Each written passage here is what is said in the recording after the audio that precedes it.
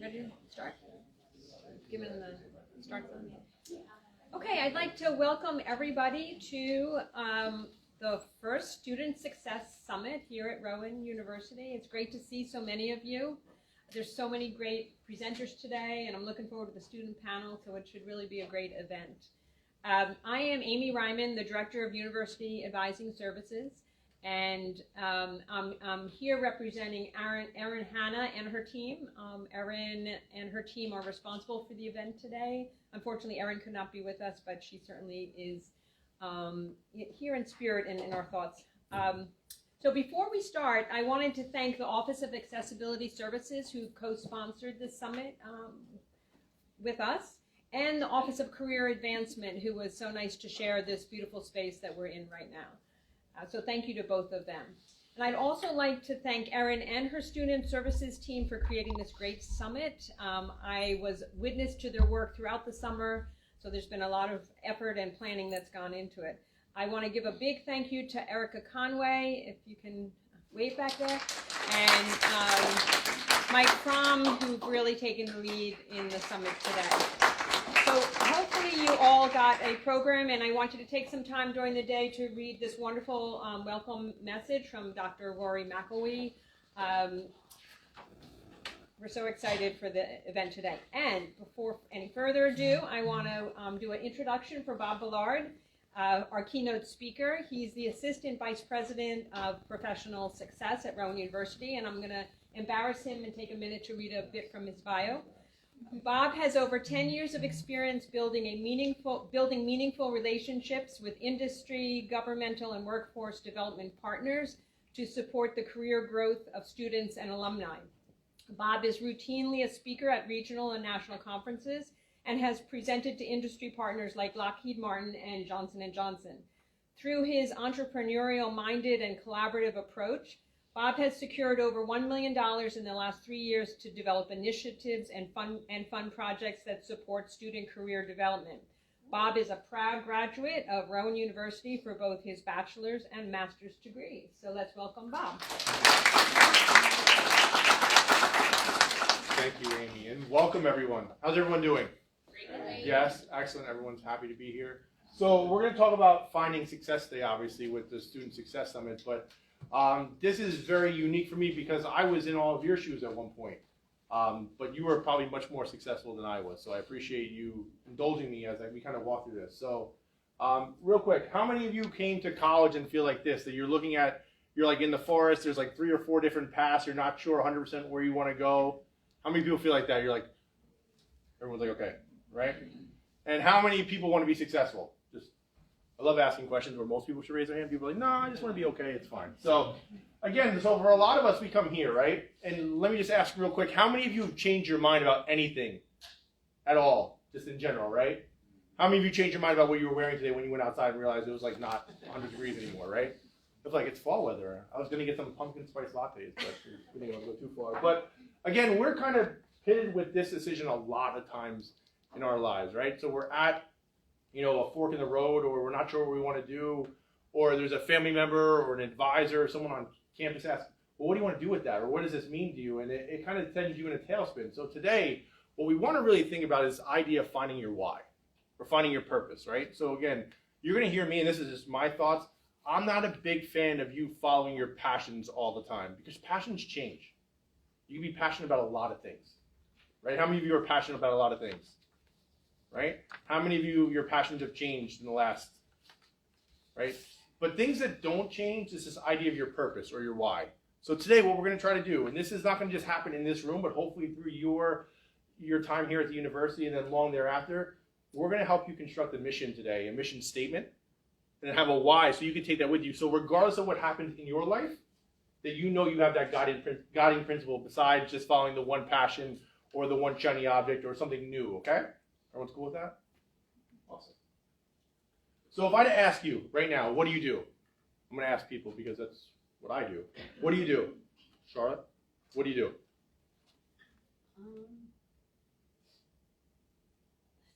It's a deep question, right? It is. It's going to get so much worse. But when I think about it is, I automatically think of what I do passionately for myself, not passionate, but like what what I do most of the time is I look for things to advocate for, whether it's for myself or for other people or for other people that are in my particular situation and so forth. That's awesome. And what's your name? I'm sorry. Aviana, what do you do?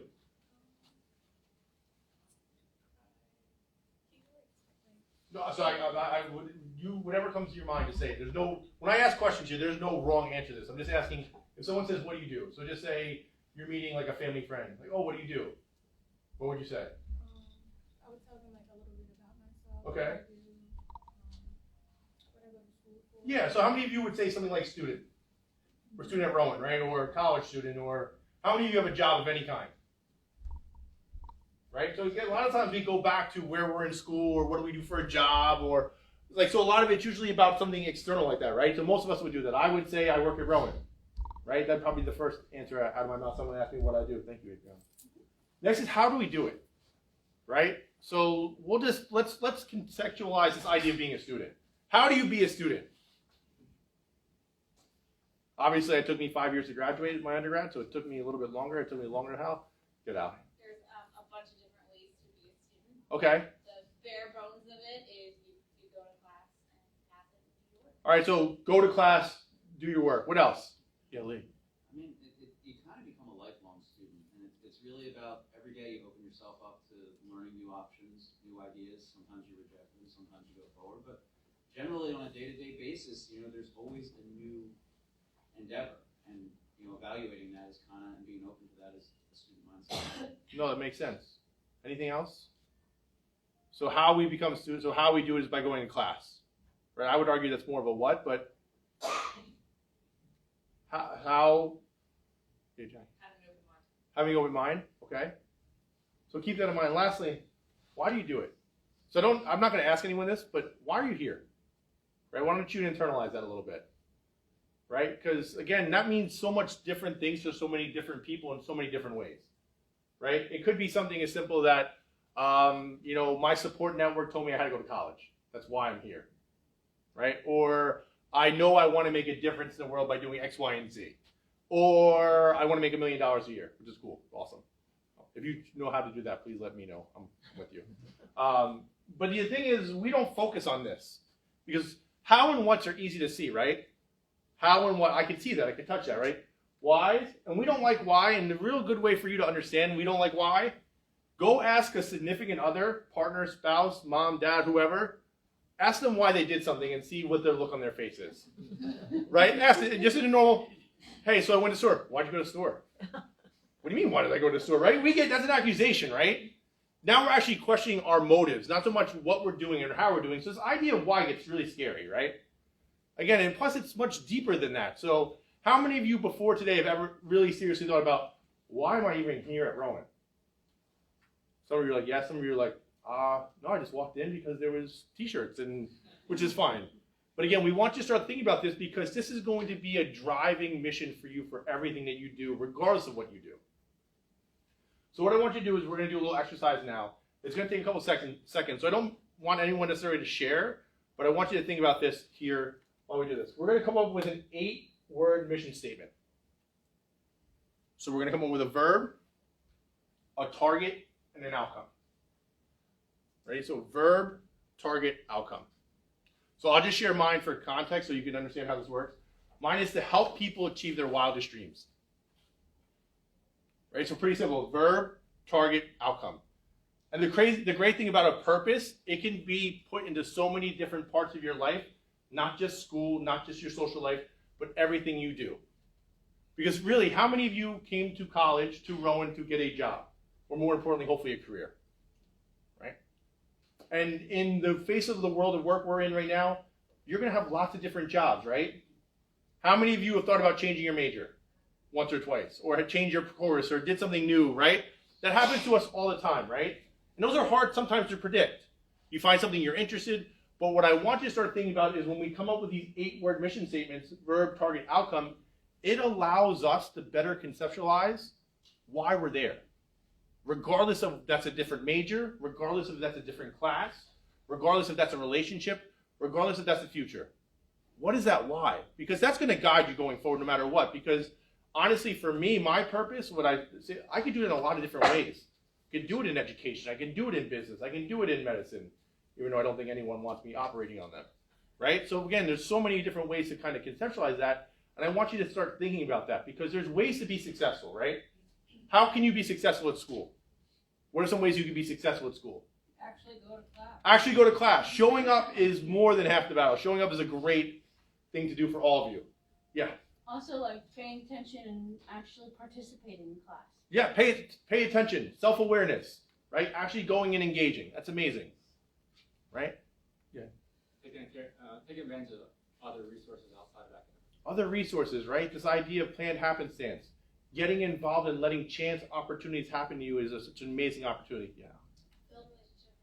Build relationships with your professors. I would say build relationships with everyone in this room. I'm going to say this. There are people in this room that have helped me in my career immensely that I can't thank them enough for, right? And I met them in a chance experience, right? Or I met them in something that wasn't career related, wasn't school related. You have friends, colleagues.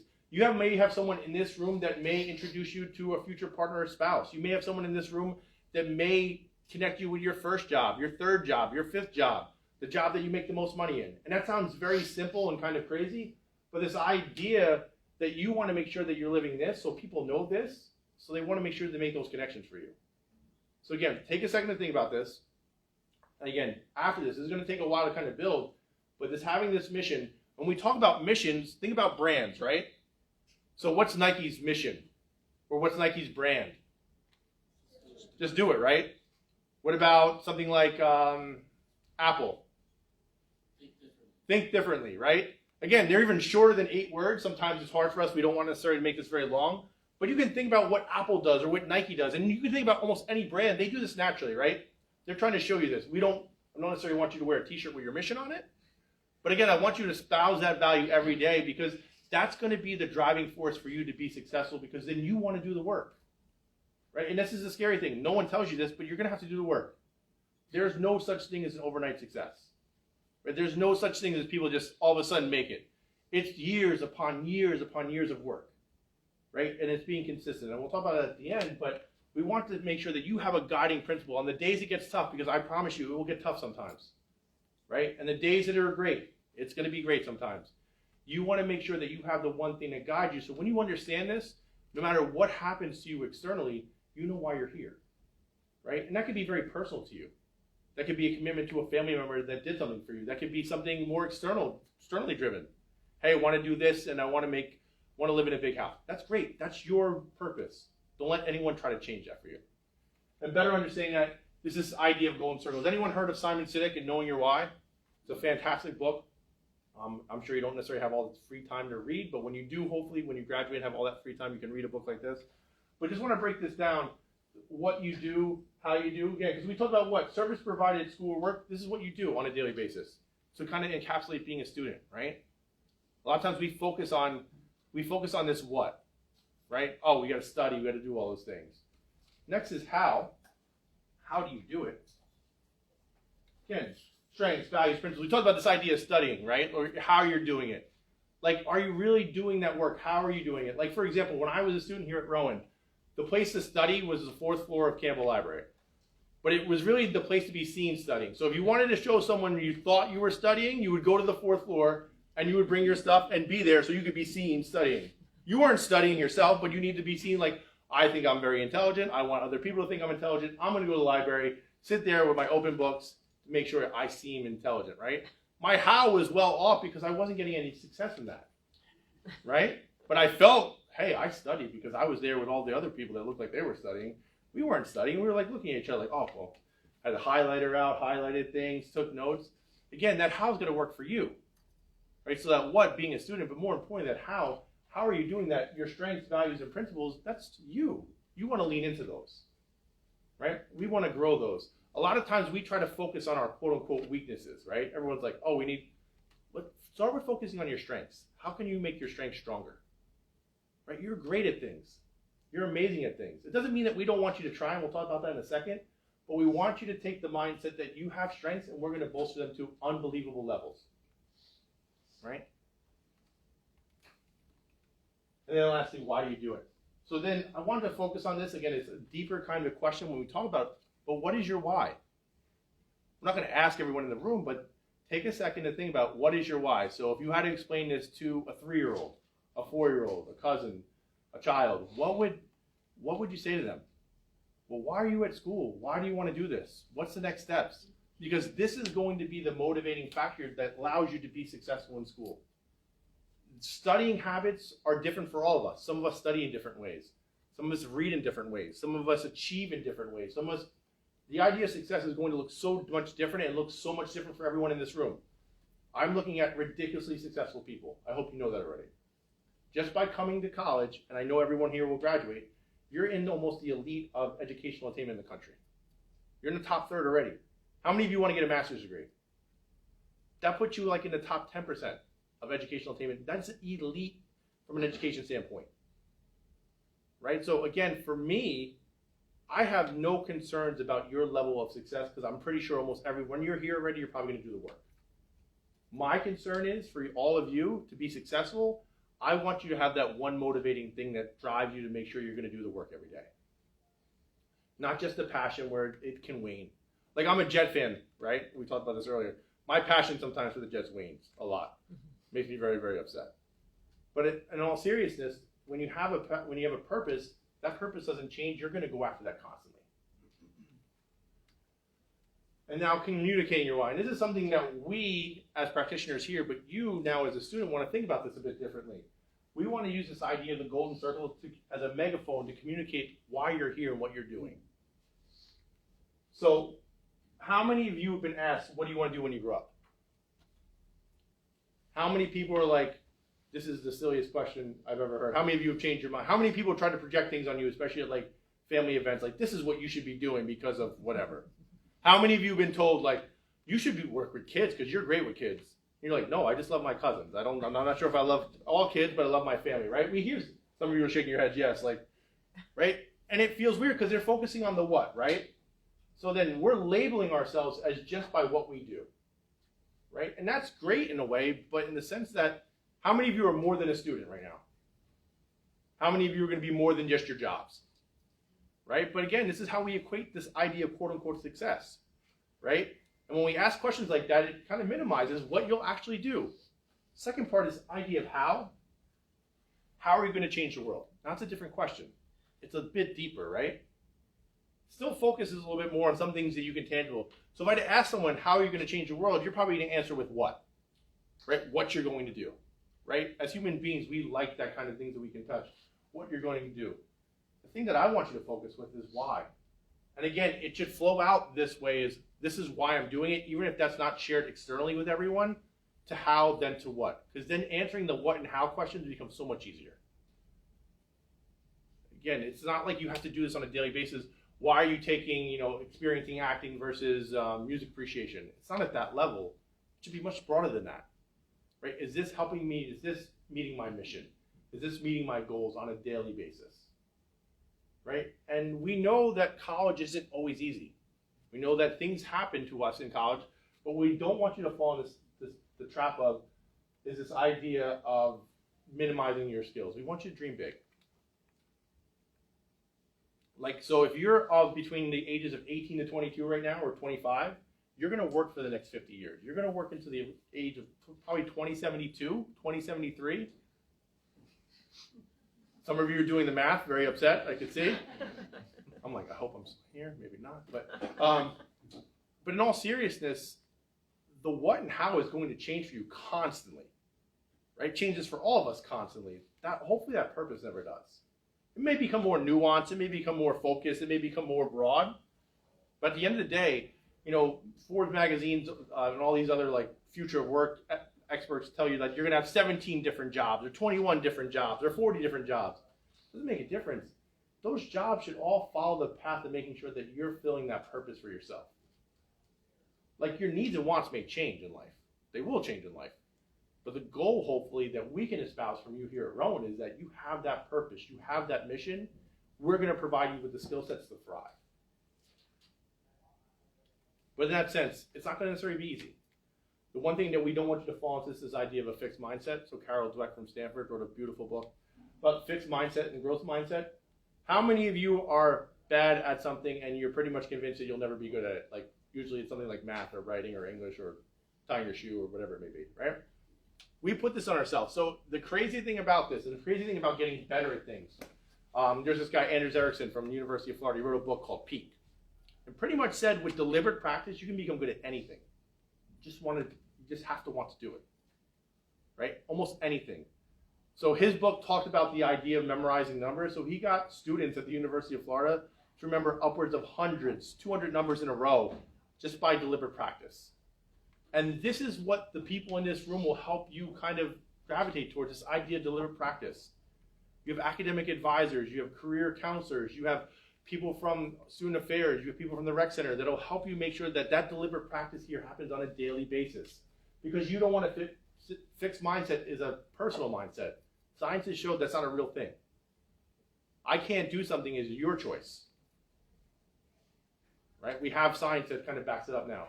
We want you to think about this idea of growth mindset as you go through this. So again, now that you have a redefined purpose or really conceptualize your purpose, the idea that your intelligence, your skills are not fixed. You're going to get smarter by being here. You're going to learn more by being here. Every experience you have is going to provide a learning experience. And it's the idea of I can't yet. Right? How many of you have done something that you're like, there's no way I could ever do this? And like 6 months later, you're doing it like, oh my goodness, this is so easy. Or how many of you have been there before? I think we've all been there before. Right? But when you look at step one, you're like, oh my goodness, this is never going to happen, right? It's very easy to kind of defeat yourself and give up. This is where we want that why, that purpose to drive this growth mindset. And this doesn't change. You can do almost anything at any point of your life through deliberate practice, which means you're going to have to do the work. Right? But I can tell you here, from a success standpoint, that's what we're here for. We want to empower you to make sure that deliberate practice leads to something bigger than yourselves. And that's something we can't wait for. The coolest part of my job in careers and broadly is that we get to see all the awesome things you're going to do in 5, 10, 15, 20, 25, 30 years, 40 years, 50 years, in 2072. Some of you are like, oh my goodness, that's a very long time away. So lastly, just to kind of finish up, some of you know me, I have a healthy obsession with Dwayne "The Rock" Johnson. Healthy, it's very healthy. Maybe not so much healthy, but it's healthy. But I think about this quote a lot because success isn't always about greatness, right? When we see people at their apex, we think it happened naturally, right? How many people do you know in your life, like, they make things look so easy? They're just good at everything. That could be your friends, that could be your boss, that could be someone you strive to be, right? It's not about greatness, it's about consistency. Greatness will come. The thing that's going to lead to your consistency is knowing why you're doing it.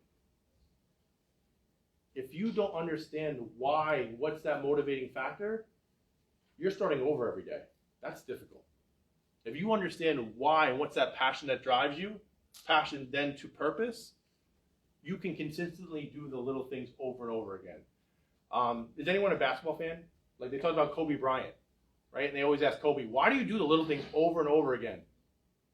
He knew what his purpose was. He wanted to be the best basketball player ever. There was no doubt about that.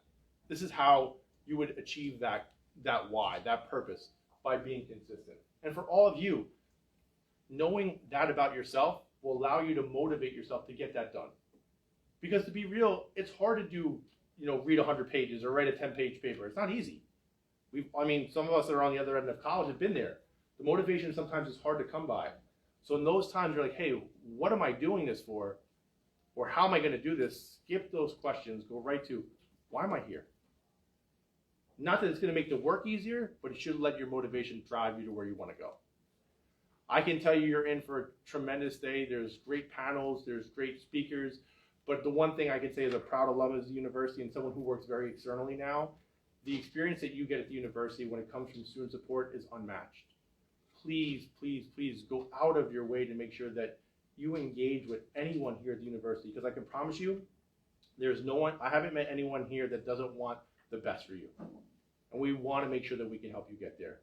So with that, I hope you have a tremendous summit today. Just can't thank you enough for being here. Thanks.